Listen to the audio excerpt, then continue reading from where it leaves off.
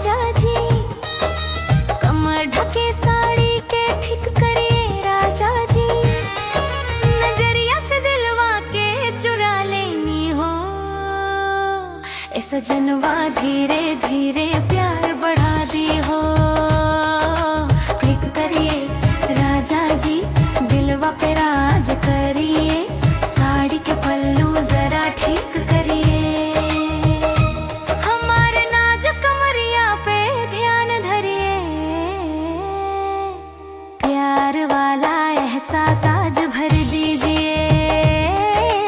जब भी के पल्लू जरा ठीक करिए। जब जब तू देखेला हंस के हो, दिलवा में उठेला तरंग हो।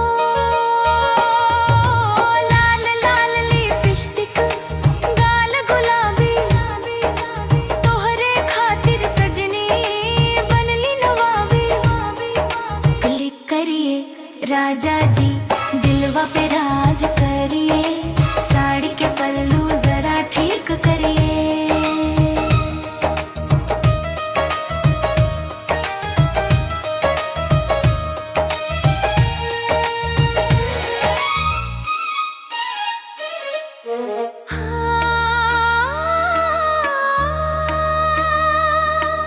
नैनन से इशारा समझ लीजिए। धीरे धीरे दिल में जगा दीजिए। मोबाइल पे चैटिंग रात भरोगे,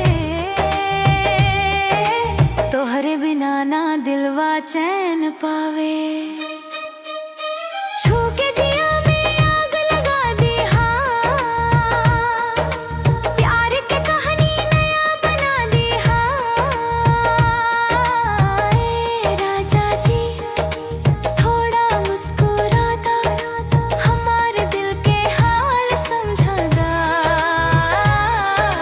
तोहरे बिना सुना लागे सगरो। आजा सजनवा प्यार ज्यादा। क्लिक करिए राजा जी, दिलवा पे राज करिए। साड़ी के पल्लू जरा ठीक करिए। कमर ढके साड़ी के झलक दिखादा। हमके अपने प्यार में बसाइए।